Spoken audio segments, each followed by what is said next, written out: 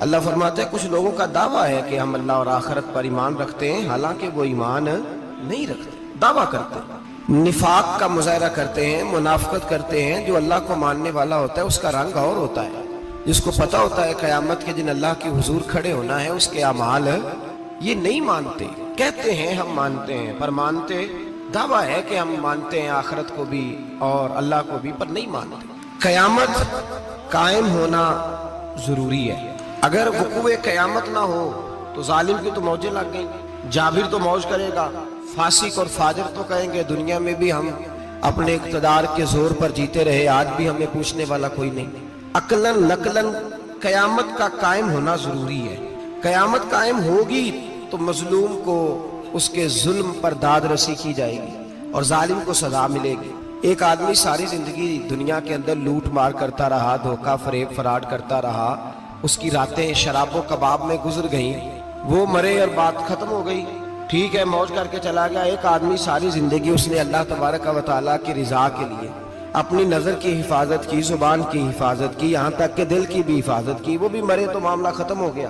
اس طرح تو پھر سرکش کا کچھ بنے گا ہی نہیں، نظام زندگی ساری اس کی سوچ ختم ہو کے رہ جائے گی اگر قیامت قائم نہیں ہوتی۔ قیامت کا قائم ہونا حق ہے، اس لیے قرآن مجید نے ایک جگہ پہ نہیں 20 جگہ پہ یہ بیان فرمایا ہے کہ قیامت ضرور قائم ہے، قیامت، اور وہ قائم ہو کر اپنے سارے لوازمات سمیت قائم ہوگی۔ میرے نبی پاک صلی اللہ علیہ وسلم نے فرمایا مظلوم کو حق ملے گا، ظالم کو سزا ملے گی۔ جابر اس دن اللہ کی بارگاہ میں رسوا کیے جائیں گے، جن پر جبر کرتے رہے انہیں اللہ کے حضور سے عطا کیا جائے گا۔ قیامت کا وقوع ہونا ضروری ہے، اور قیامت تو جب قائم ہوگی تب ہوگی۔ دنیا میں بھی ایسا ہوتا ہے، ظلم کا انجام ٹھیک نہیں ہوتا، جبر کا انجام، جھوٹ کی زندگی لمبی نہیں ہوتی، دھوکے فریب فراڈ ملمہ سازی، ان چیزوں کی عمریں اللہ نے تھوڑی رکھی ہیں۔ وقتی طور پر ظالم کو، دھوکے باز کو، جابر کو جو مہلت ملتی ہے وہ سمجھتا ہے میری سیاست کام کر رہی ہے،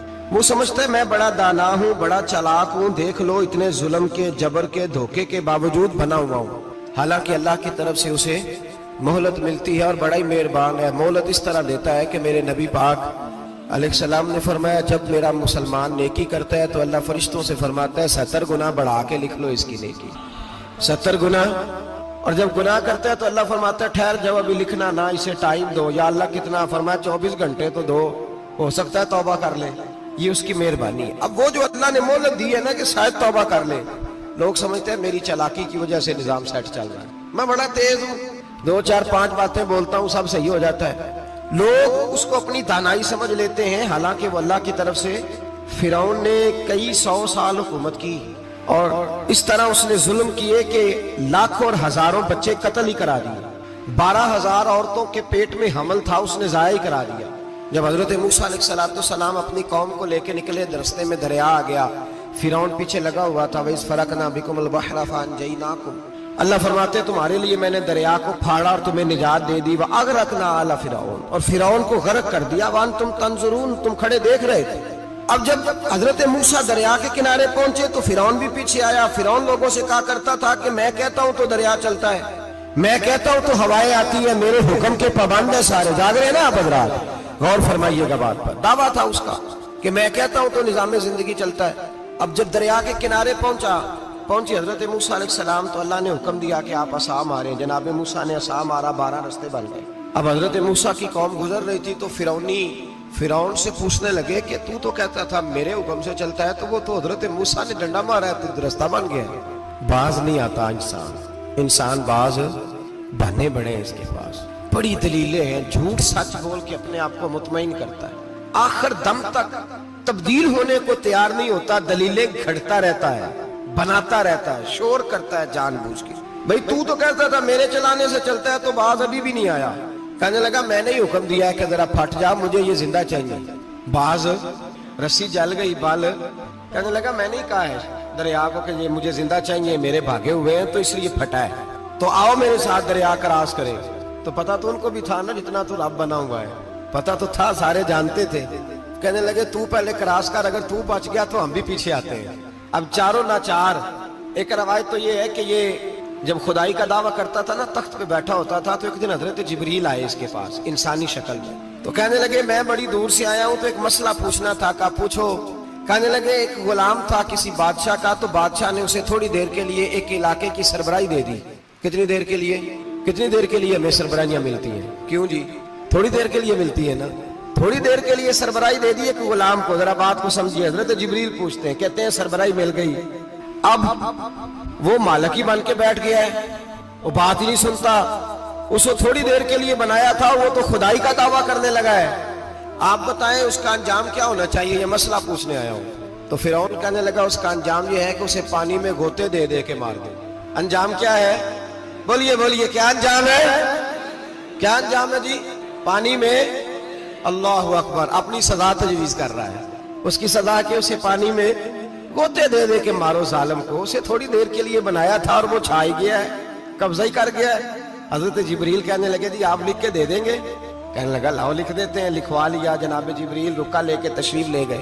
اب جب فرعون دریا میں آیا نا تو اللہ نے حکم دیا مل جا. جب دریا ملا چیخنے لگا تو حضرت جبریل آئے, کہنے لگے تیرا ہی فتویٰ ہے, یہ تیری سزا ہی ہے نا.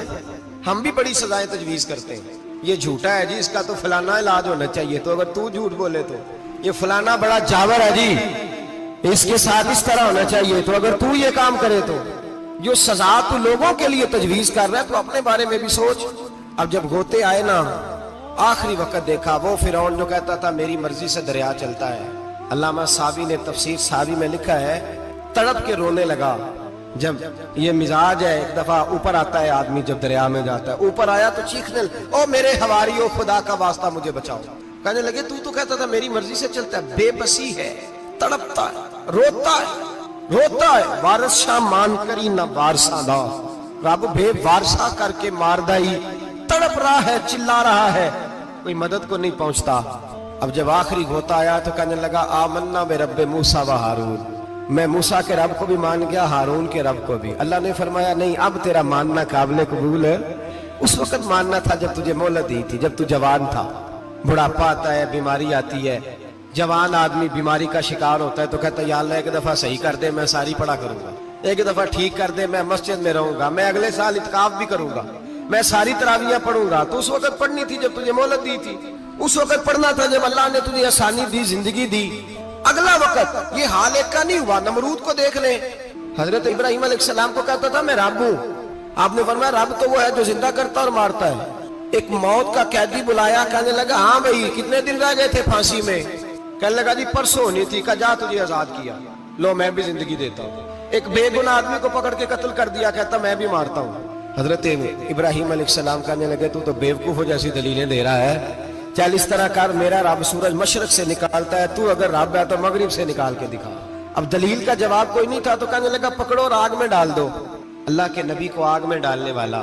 یہاں ایک مچھر بیٹھا ہے, 400 سال حکومت کی اور خدائی کا دعویٰ کیا. یہاں مچھر بیٹھا تھا, چھینک آئی تو مچھر اندر چلا گیا. پہلے دربار کا ادب یہ تھا کہ جو آئے سجدہ کرے. اب اس کے سر پہ کوئی چیز مارتا تھا تو اسے سکون ہوتا تھا. مچھر تھوڑی دیر کے لیے اس کا دماغ چھوڑتا تھا. او بھائی یہ اس دھرتی پہ اللہ نے لوگوں کو نظارے دکھائے اور ہمیں سمجھانے کے لیے دکھائے. ہمیں تفکر کی, غور کی دعوت دی کہ دیکھ لینا, اپنے عمل کو پرکھنا. تمہارے عمل حضرت موسیٰ کے فرما برداروں جیسے ہیں, جناب ابراہیم کے فرما برداروں جیسے ہیں, یا بن کے بیٹھ گئے ہو. اب دربار کا ادب یہ ہے, بے بسی کا یہ حال ہے کہ جوتے لٹکتے ہیں دربار میں. جو آتا ہے جوتا کھینچتا ہے. اور ادب یہ ہے کہ 10 جوتے نمرود کے سر پہ مارو. اور 400 سال جوتے لگتے رہے.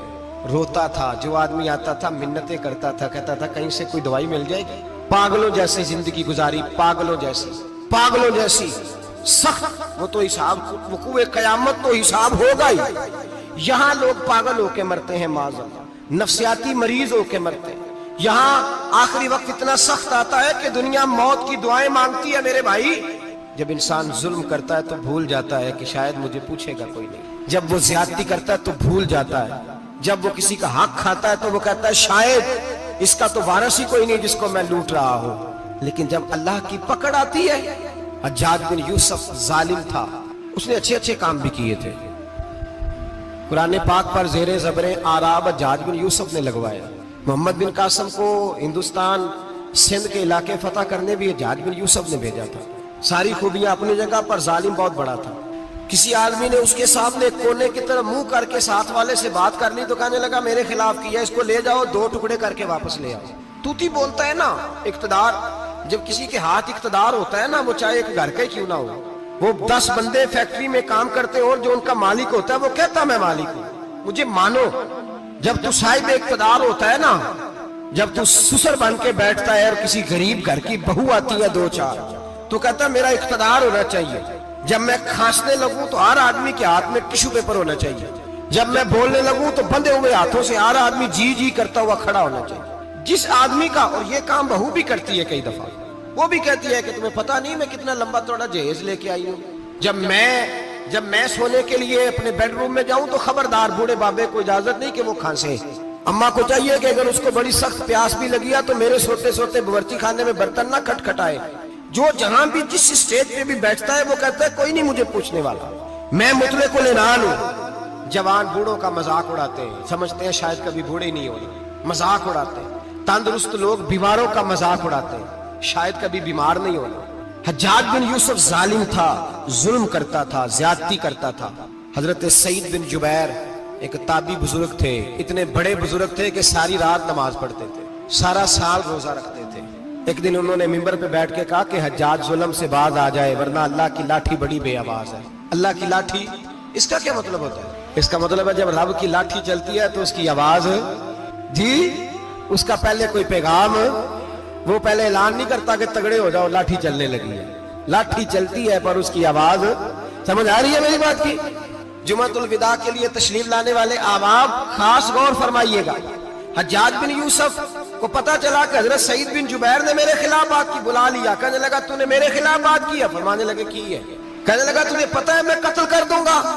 آپ فرمانے لگے نہ تو زندگی کا مالک ہے نہ موت کا مالک ہے، تو کیسے قتل کر؟ کہنے لگا تجھے پتا ہے میرا؟ فرمایا میں نے تجھے نہیں، میں نے تو کئی شداد، کئی حماد، کئی قارون، کئی فرعون، کئی نمرود دیکھے، کئیوں کی داستانیں سنی، تو کون ہے؟ تو چھوٹا سا ہے۔ ایک جملہ ہے ملا جلال الدین رومی کا، بڑے درویش تھے، ایک بات کہہ گئے، کہنے لگے نمرود جتنے پیسے نہیں، فرعون جتنی حکومت نہیں، قارون جتنی دولت نہیں، ورنہ فرمانے لگے میرے زمانے میں بھی کئی لوگوں کا خدا بننے کو دل کرتا ہے، کئی لوگوں کا دل کرتا ہے، لیکن نمرود جتنے پیسے، فرعون جتنی طاقت اور قارون جتنی دولت نہیں، ورنہ ہو سکتا ہے لوگ دعویٰ کر جائیں معاذ اللہ ثم معاذ اللہ۔ یہ آج سے کئی 100 سال پہلے وہ کہہ رہے ہیں، آج تو حالات بڑے ابتر ہیں، اس کی نسبت خطرناک۔ فرمانے لگے حضرت سعید بن جبیر تو زندگی موت کا مالک نہیں، کہنے لگا پکڑو، قتل کرو اسے، لے جاؤ۔ جب پکڑ کر کھینچ کر لے جا رہے تھے نا تو حضرت سعید بن جبیر مسکرانے لگے۔ اب ظالم کے سامنے مسکرائے تو اس کو بڑا غصہ آیا، یہ میرا مذاق اڑاتا ہے؟ بلا لیا، ادھر آؤ، کیوں مسکرا رہے ہو، کیا ہوا؟ تو حضرت سعید بن جبیر کہنے لگے میں مسکرا رہا ہوں تیری بیوقوفی پر اور اپنے اللہ کی دی ہوئی ڈھیل پر، میں مسکرا رہا ہوں کہ یا اللہ کیا بات ہے، کیا تیرا شان ہے، کیسے لوگوں کو ڈھیل دی ہوئی ہے، میں مسکرا رہا ہوں تیری بیوقوفی پر کہ تو سمجھتا ہے شاید مجھے پوچھنے والا کوئی نہیں۔ کہنے لگا اس کو باہر نہ لے جاؤ، میرے سامنے قتل کرو۔ ٹھیک ہے جی، قتل کرنے لگے تو حضرت سعید بن جبیر نے منہ کعبے کی جانب کر لیا، انی وجہت وجہی للذی فطر السماوات والارض حنیفا وما انا من المشرکین۔ جب آپ نے یہ آیتیں پڑھی نا کہ میں نے منہ کر لیا ہے اپنے رب کی جانب، کرو مجھے قتل، کہنے لگا نہیں نہیں، اس کا منہ پھیرو، کعبے کی طرف ہو کے قتل نہ ہو، ہے ظالم پر پاگل ہو گیا ہے۔ حضرت سعید بن جبیر کے حوصلے نے شکست دے دی، ناکام ہو گیا، مخبوط الحواس ہو، کہنے لگا اس کا منہ پھیر دو۔ جب کعبے سے پھیرا تو آپ فرمانے لگے للہ المشرق والمغرب فانما تولى فثم وجه اللہ۔ اللہ فرماتا ہے تو مشرق اور مغرب سارا ہی اللہ کا ہے، جدھر بھی منہ کرو گے ادھر اللہ ہی اللہ ہے، جدھر بھی منہ کرو گے ادھر اللہ ہی اللہ ہے، چاروں جانب پھیر دے، جدھر منہ پھیرنا ہے تو نے پھیر دیا منہ۔ حضرت سعید بن جبیر کے گلے پہ خنجر رکھا تو آپ نے ہاتھ اٹھائے، کہنے لگے اے اللہ میرے بعد اسے کسی اور پر مسلط نہ کرنا، میرے بعد کسی اور پر مسلط نہ، بس میں آخری ہوں۔ جب آپ ذبح ہوئے تو اتنا خون نکلا، اتنا خون نکلا کہ لوگ کہتے ہیں جتنا اونٹ کے وجود سے نکلتا، تر ہو گیا سارا اس کا دربار۔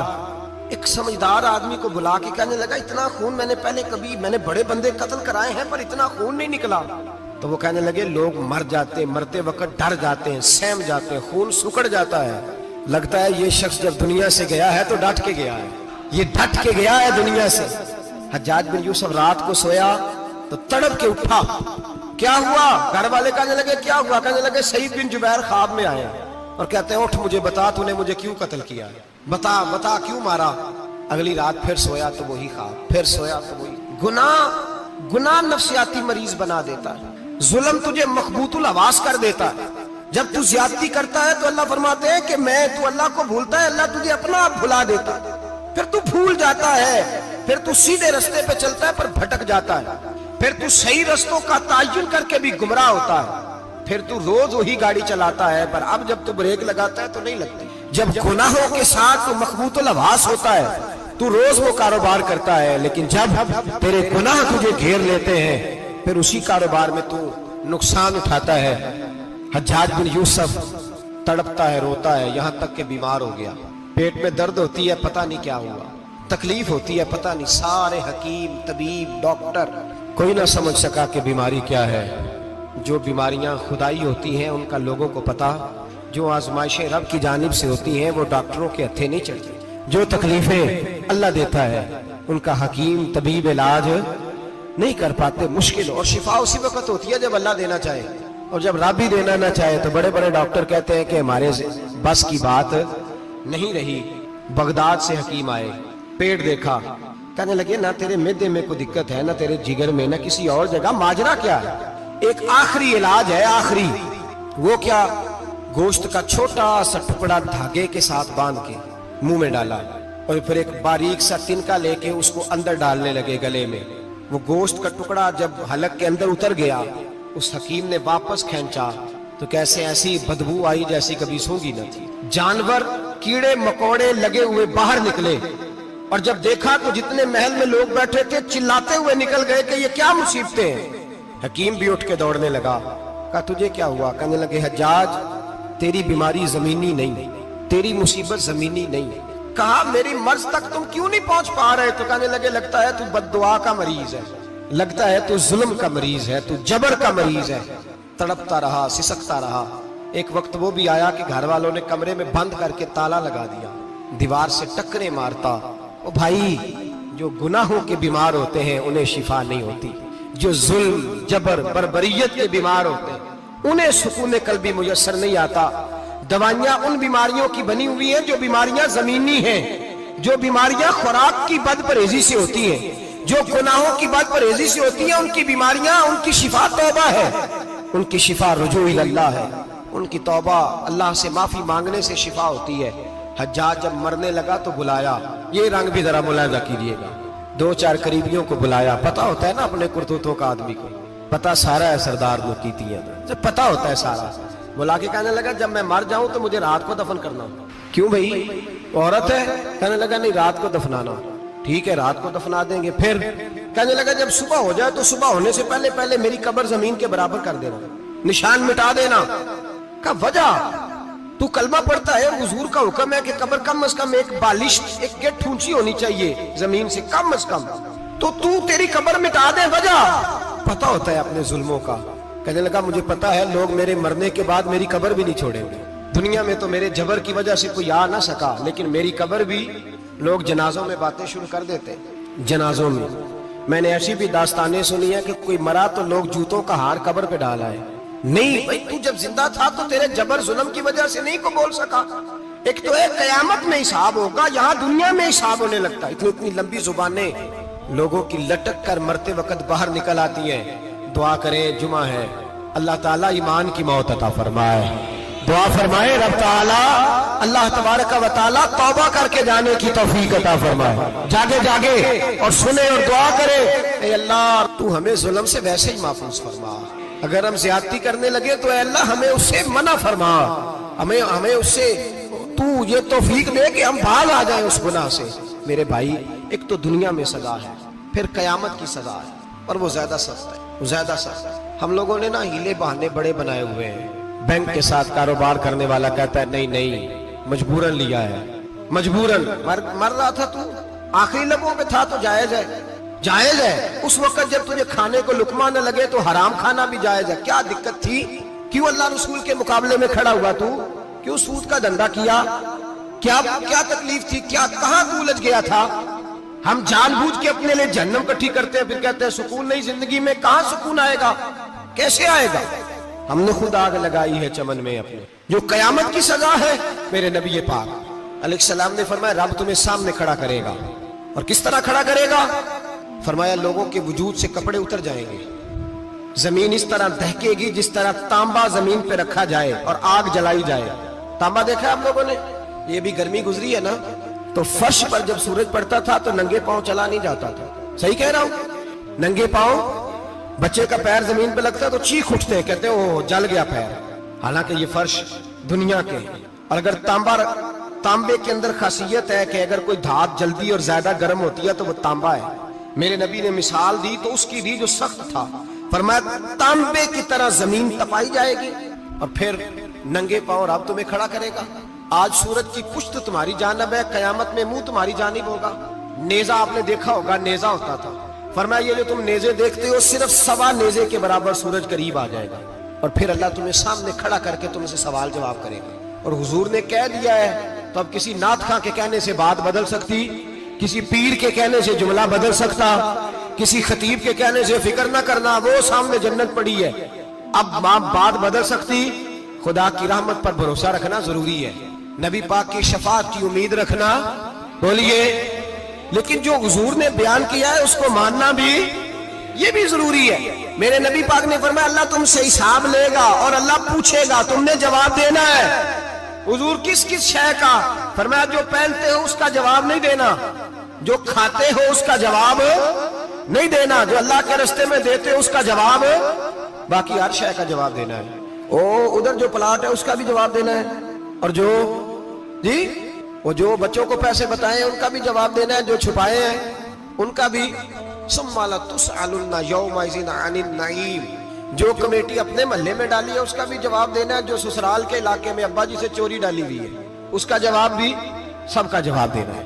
تمام حساب کتاب. اور اللہ فرماتے ہیں میں سامنے کھڑا کر کے ہر سوال کا تجھے ہر سوال کا جواب صاحب. اچھا یہ جو بڑے لوگ تھے وہ حساب سے ڈرتے تھے، ہم چھوٹے لوگ ہیں ہم حساب سے ہم نہیں ڈرتے، ہم کہتے ہیں دیکھی جائے گی. بڑے لوگ جو تھے وہ حساب سے.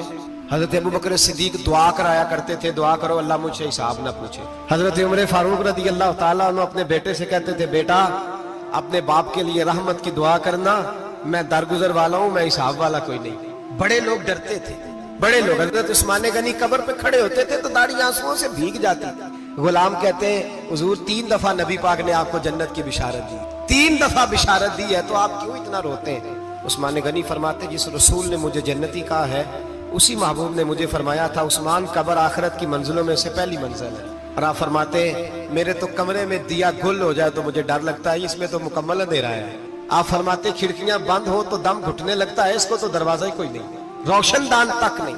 بھائی جو بڑے تھے وہ ڈر رہے تھے. مولا علی شیر خدا نماز کا وضو کر کے کانپتے تھے، کانپتے. علی آپ مرحب کے سامنے نہیں کانپے، خیبر کا دروازہ اکھاڑتے نہیں کانپے، بدر احد خندق حنین اور خیبر میں نہیں کانپے، تو یہاں آپ فرمانے لگے مالک کے سامنے جاتے ہوئے ڈر آتا ہے. بڑے لوگ کانپتے تھے، بڑے لوگ. آج کون سا جمعہ ہے؟ سارے بولیے. حالانکہ یہ اگلے سال دوبارہ آئے گا، ہمارا نہیں پتا کہ ہم ودا ہو جائیں کہ کیا بنے. یہ کون سا جمعہ ہے؟ آیا جمعہ الوداع. آئے ہم آج ایک فکر لے کر کے جانا، ایک سوچ. جہاں روز رات کو بیٹے کی ٹینشن، بیٹی کی ٹینشن، بھائی کی ٹینشن، پوتے کی ٹینشن ہوتی ہے نا، ایک ٹینشن اور اپنے آج ایک ٹینشن بڑھا لو، قبر کی ٹینشن پیدا کر لو، قیامت کی تھوڑی سی فکر کر لو، تھوڑی سی ایک لمحے کے لیے صحیح تھوڑا خیال پیدا کرے. حضرت حسن بصری نام سنا ہوا ہے نا، یہ حضرت علی کے شاگرد ہیں.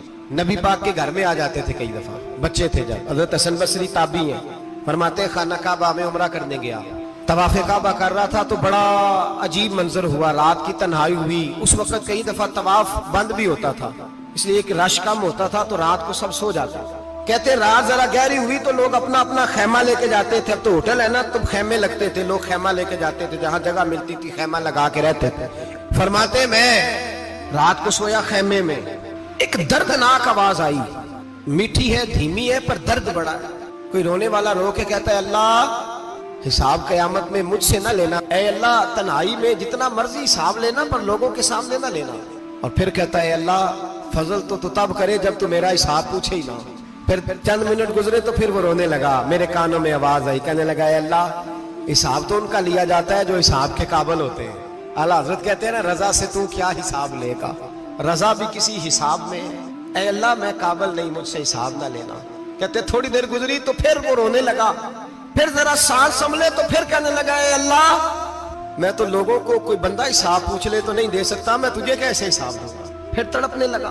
कहते थोड़ी देर गुजरी तो फिर एक लफ्ज उन्होंने कहे, रोने वाले ने, कहने लगे अल्लाह देख तेरे महबूब का फरमान है जो माफी मांगे तो उसे माफ कर दिया करता है। ऐ अल्लाह मैं माफी मांगने आया हूँ और मस्जिद नहीं आया, मैं काबातुल्लाह ही आ गया हूँ। कहते वो इतना रोए कि चीख आई उनकी, और जब धड़ाम से कोई जमीन पे गिरा तो मैं परेशान हुआ कि अब तो बेहोश हो गया।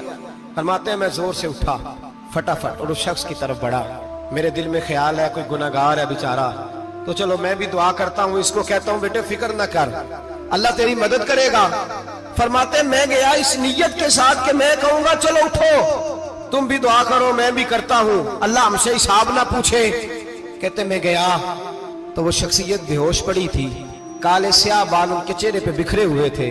कहते लोगों जब मैंने जुल्फे हटाई चेहरे से तो मेरा वजूद कांपने लगा आसमान टूट पड़ेगा, जमीन फट जाएगी, सितारे बिखर जाएंगे, आज बह जाएंगे समुंदर।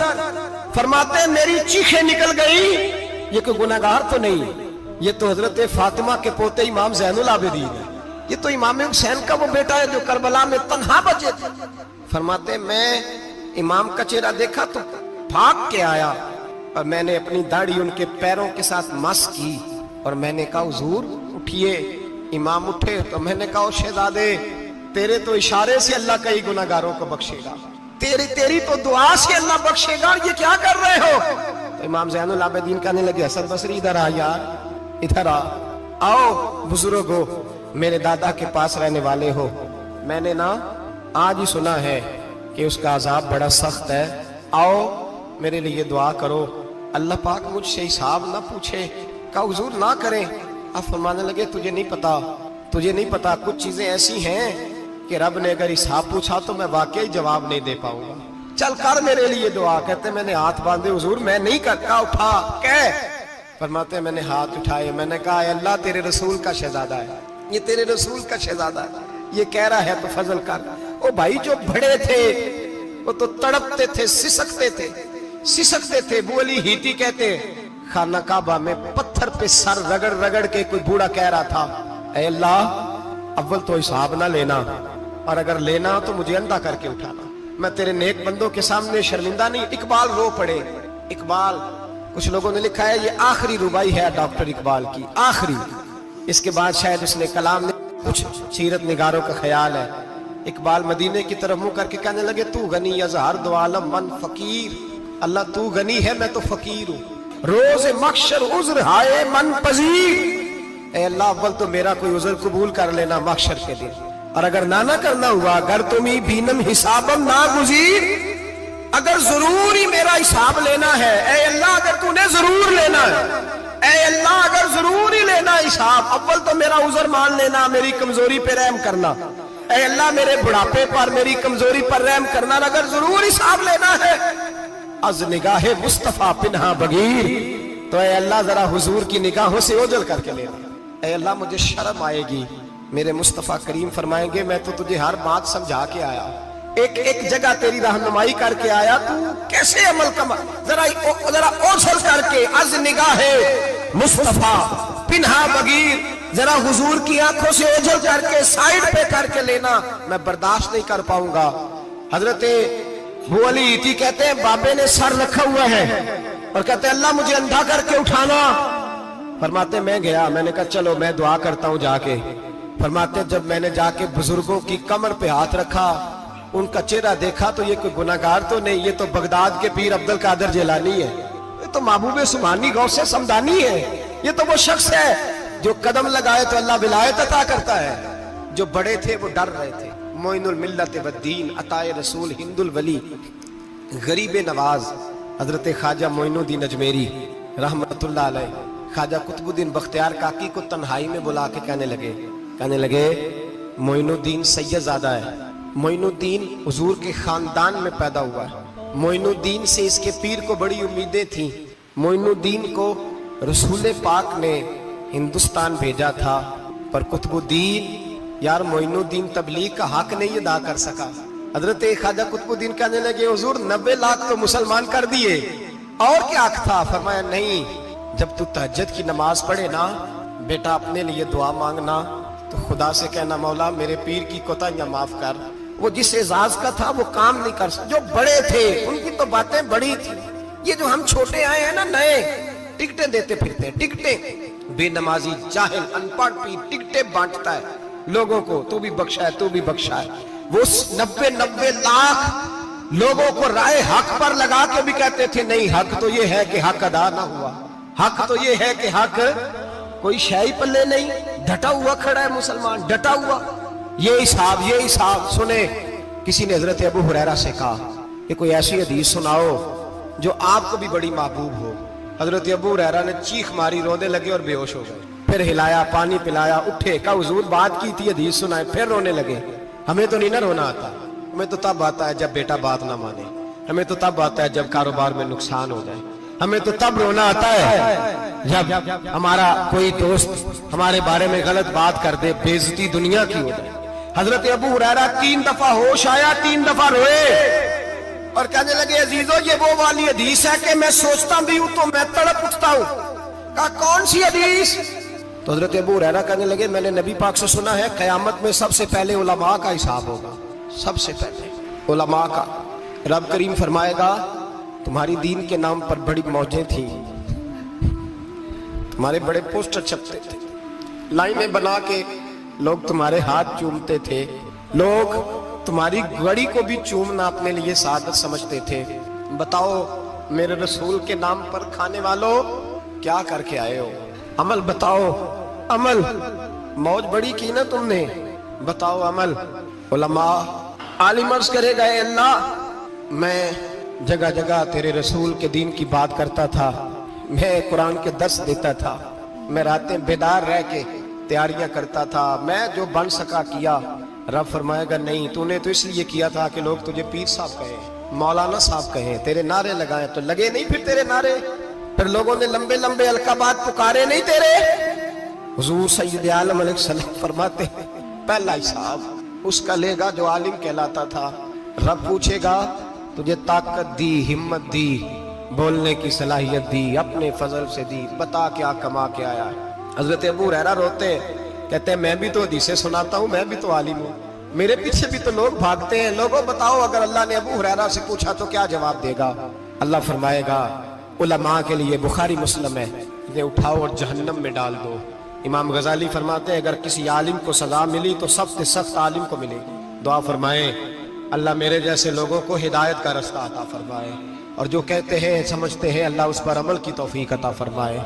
फरमाया हजरत अबू हुरैरा ने दूसरे नंबर पर सखी अल्लाह की बारगाह में खड़ा किया जाए, मालदार। रब फरमाएगा बोल कुछ ऐसे भी थे जिनके पास शाम की रोटी नहीं थी, तुझे मैंने तेरी तिजोरी भर के तुझे दौलत अता की, तुझे विरासत में मैंने मुरब्बे दिए, जायदादें दी। बता वो कुछ वो थे सवेरे मजदूरी करने जाते थे, कमा के लाते थे, हजारों रुपया तेरी बैंक में पड़ा था, बता क्या किया तूने? ऐ अल्लाह मैंने मस्जिद में दिए, मदरसे में दिए, 30 दिन अफ्तारियां पकाता रहा। अल्लाह फरमाएगा तू झूठ बोलता है, तू सारा कुछ इसलिए करता था कि लोग तुझे सखी कहे। हाँ हाँ तेरा ऐलान हुआ मस्जिद में, लोगों ने कहा वो देखो कितने पैसे दे रहा है, इसका वो देखो नाम लिखा हुआ है अस्पताल के एक कोने में कि ये वाला ब्लॉक फलां सेठ साहब ने बनाया, ये देखो लिखा हुआ है कि ये कमरा मदरसे का इसने बनाया, तो लिख दिया गया, नारे लग गए, अब जा दौड़ जा। अल्लाह जहन्नम में फेंक देगा। फरमाया फिर शहीद खड़ा किया जाएगा। हाँ भाई तुझे ताकत दी, हिम्मत दी, बता कहां खर्च की, कहां? ए अल्लाह शहीद ही हो गया। फरमाया वो तो इसलिए हुआ था कि लोग तुझे शहीद कहे, बहादुर कहे, तेरे नाम पे रोड का नाम रखा जाए, तमगाए हुस्ने कारकर्दगी मिले सो मिल गया। मेरे लिए बता क्या करके आया है मेरे लिए, इसे उठाओ और जहन्नम में फेंक दो। भाइयों अजाब कड़ा है, अजाब सख्त है, हिसाब सख्त है, और जो हिसाब लेने वाला है उसको। मैं ना तरावी हो रही थी तो कारी साहब ने एक सूरह यासीन शुरू की, वमताजुल यौमा अय्युहल मुजरिम। अल्लाह फरमाता है क़यामत में मैं कहूंगा मुजरिम जो है ना वो सफ़ों से बाहर आ जाए, सफ़ों से बाहर आ जाए। एक हमारे फिजिक्स के टीचर होते थे तो बड़ी सख्त छड़ी मारते थे, तो जब वो कद भी बड़ा था, जलाल भी बड़ा था और उसूल बड़े अच्छे इंसान थे लेकिन सख्त, तो मुझे याद आता था कि जब वो सवेरे आके कहते जिसने काम नहीं लिखा वो बाहर निकल आए। दो किस्म की चोट लगती थी। एक तो ख्याल ये आता था कि शर्मिंदगी बड़ी होगी कि सारे स्टूडेंट बैठे हैं और 2 3 4 उनको कहा वहां मुर्गे बन जाओ, बड़ी शर्म आती थी। और फिर जब वो मारते थे तो इतना सख्त मारते थे कि कई दिन तकलीफ रहती थी, बताया नहीं जाता था। वो स्टूडेंट बताते थे कि यार इससे बचो किसी भी तरीके, और किसी का काम रह भी जाता था कहते थे इस पीरियड की ड्यूटी सबक याद करके आना है। सख्त टीचर के बारे में तेरा मेरा ये रवैया है। तो याद आ रहा था जब वो कह रहे थे ना वम ताजुल यौम अय्युहल मुजरिमून, तो मैं सफ में खड़ा था तो 2 कतरे मेरे बह गए आंसू के। मुझे साथ बच्चा कहने लगा तभी ये ठीक है, मैंने कहा तभी ये तो ठीक है, कुछ याद आ गया है कि मैदान महशर में यहाँ तो छुपे हुए हैं ना ऐब, छुपे हुए। और भाई रब बड़ा करीम है, ऐबों के बावजूद नवाजता है। मेरा दावा यह है अगर हमारे ऐब खुल जाएं, लोग हमें धरती पे जीने ना दें, लोग जीने ना दें, निकाल दें, अपने भी हमें बर्दाश्त ना करें, ये तो उसका करम है।